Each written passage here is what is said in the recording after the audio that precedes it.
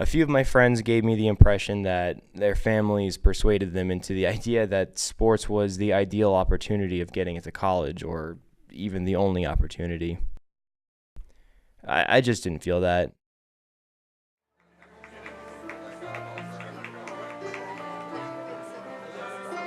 And it wasn't because I couldn't compete. Granted, there were some kids that resembled the size of buildings, but I definitely had the athleticism to keep up, if not excel. I was just very different, in a very musically inclined way, and whatever it was in my body, I've always had this acute relationship with music. I became enchanted with rhythmic sounds that I not only felt in my heart, but it was almost like the musical vibration spread throughout my body in a way that I couldn't stop myself from pursuing.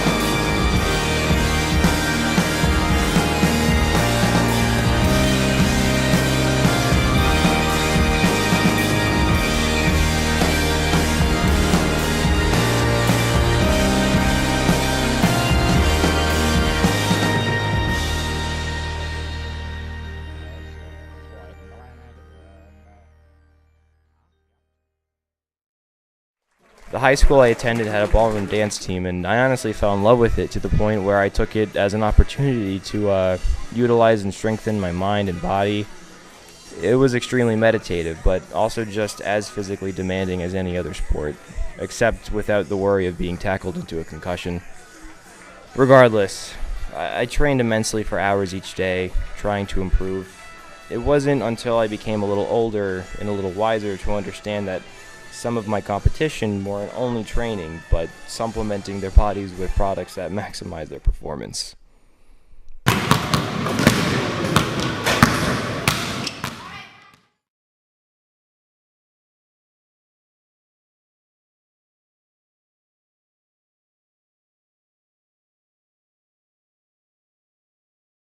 Thanks to this deregulation, the supplement industry exploded, and all sorts of new and interesting people got in on the action.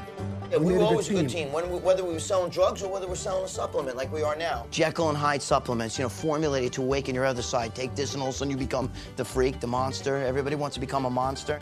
If Valentino can make a supplement, I bet anyone can do it. Hola. How many guys you need? I need 2 guys. First, you buy a bunch of really popular ingredients. But the trick is, I'm just going to use a tiny amount of each one. It's what we like to call in the supplement biz, pixie dusting. See, I can hide my secret formula behind the term proprietary blend and not reveal that it's pretty much just a pill full of rice flour. This is a good way to make a lot of money. Don't sneeze in the supplements here.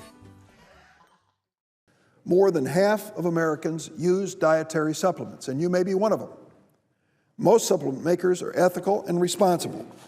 I take a multivitamin every day and believe it's safe. But most people assume that supplements on the shelves in stores have been tested by the federal government. How could they get on a shelf without a test? Most people think like drugs that are prescribed, these supplements are tested for safety and effectiveness. That's not true.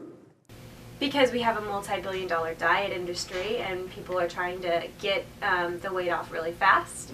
So there's definitely some uncomfortable side effects of Do you think it's more supplements. profit-driven? Absolutely. Yeah, absolutely.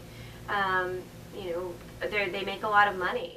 So, you know, there's no regulation, and, you know, there are good third-party testers, though, like NSF is, you know, in drug-free sport. They are really good.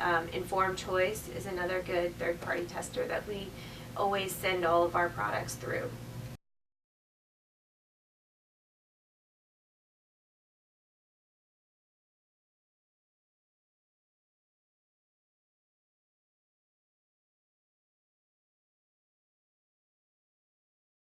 Hey, my name is Delisa Cruz. I am a Zumba and Ripped instructor at Gold's Gym. Well, my background is that I'm an occupational therapist, so I do physical therapy, rehabilitation, but as a fitness instructor, I have a group exercise fitness instructor, and I'm also a certified Zumba instructor and a certified Ripped instructor. What I do use, I use protein shakes. I supplement with protein shakes because I don't eat a lot of red meats. I'm trying to be a vegetarian. So as I'm doing that, I'm trying hard to find protein in my diet, so I do use a protein shake every morning. I do have a pre-workout, which are amino acids that kind of help with the muscle rebuilding after I break it down. So that kind of helps with keeping the muscle tone and keeping the muscle that I'm building. So those are the only two that I use. Do you know that most dietary supplements are unregulated by the FDA, though? Yes. Is there any dangers that you find? Yes, I do. Like with some of the supplements, like the amino energy that I take, they'll have, the dosage will be 4 spoons or 4 scoops of it. I try to stay on the conservative side and only take 1 scoop of it. Otherwise I won't be able to sleep at night. But I do see that it does provide me with energy. And I have less soreness, and it's just easier for my muscles to repair after that. Most of the group fitness exercise people are into fitness a lot. I mean, that much into fitness, but if we go outside and we look at all these bodybuilders and all these people that are doing this stuff that are changing their body, I know they're stacking and they're using a lot of all kinds of things that they're using. I don't particularly feel like it's healthy because I don't think that that's a lifestyle change that you can stick with for the rest of your life. Right.